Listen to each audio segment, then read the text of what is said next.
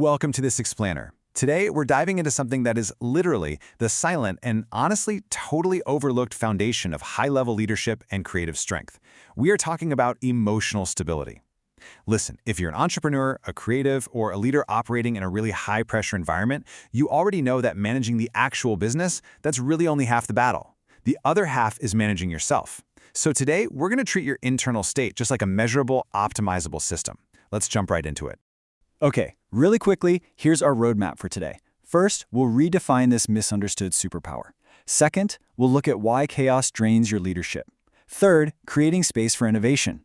Fourth, we'll dig into your subconscious patterns. And finally, number 5, shifting to sustainable success.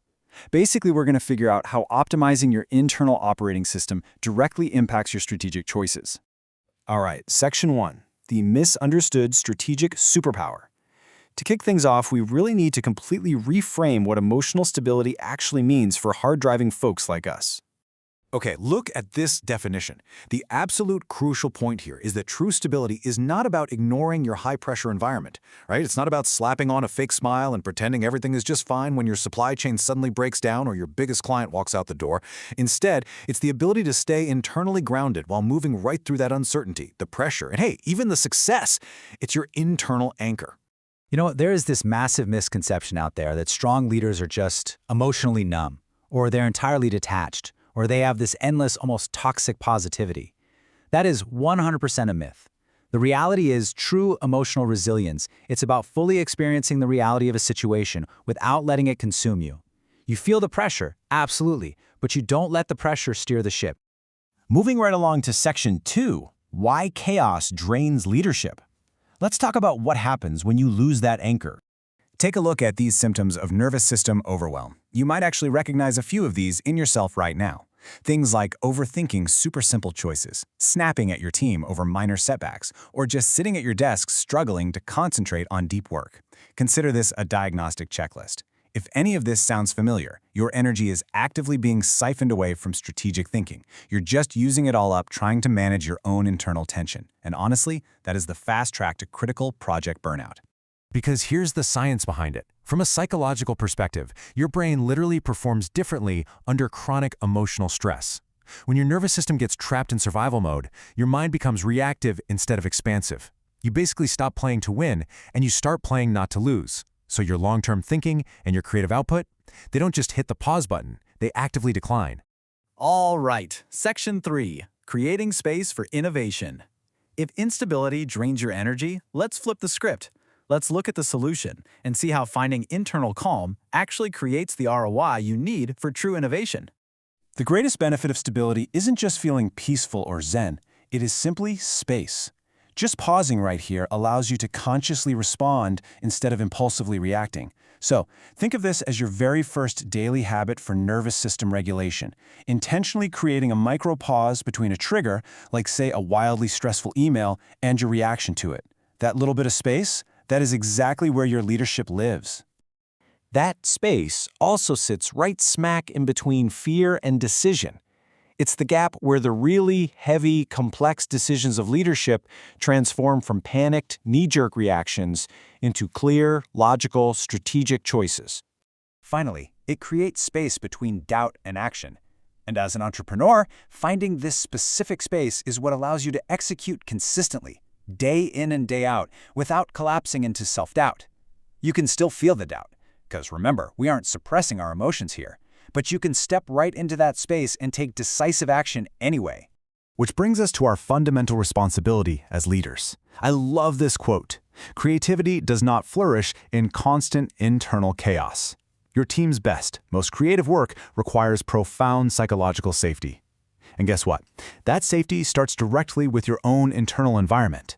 If the leader is a ball of constant internal chaos, the whole team feels it. But when you regulate yourself, you instantly improve your team management because you're creating a safer, vastly more innovative environment for everyone else in the room. Okay, Section 4, subconscious patterns and reactions. So, if this mental space is so incredibly valuable, why is it so hard to maintain? And why do our typical surface-level tricks, like just telling ourselves to push through it, fail so often? Let's look under the hood.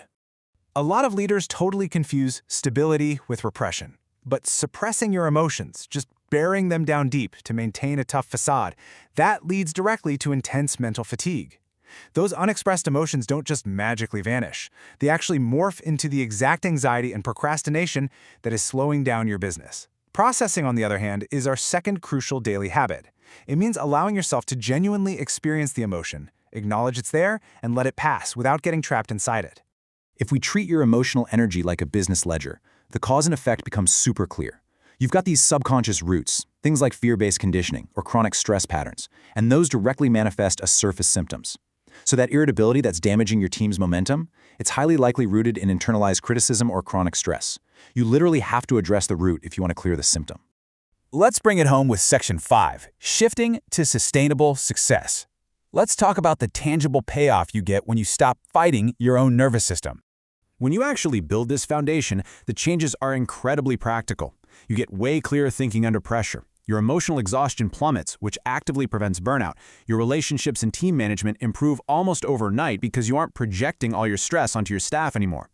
Plus, your ideas just begin to emerge naturally rather than feeling totally forced, which drives sustainable growth and really ramps up your long-term creative output. This right here is the ultimate goal of our entire explainer today: total alignment.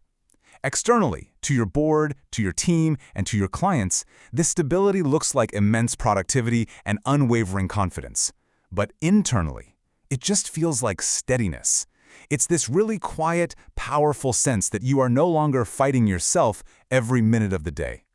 So how do we practically get there? Well, the source material suggests taking proactive steps, which brings us to our third daily habit: dedicating structured time to your internal work. Whether you use focus flow sessions to regulate your emotions and grab some mental clarity, or creativity flow sessions to unlock deeper expression, the secret is making this a non-negotiable part of your routine. You have to actively build this emotional regulation so you can fully access the phenomenal leader you already are. I'm going to leave you with this one slightly provocative thought to chew on the next time you find yourself staring down high-pressure burnout. Stop just blindly blaming your lack of discipline and start taking a really hard look at your emotional foundation. Thank you so much for joining me for this explainer. Take a few minutes to evaluate your own internal space today, and I'll see you in the next one.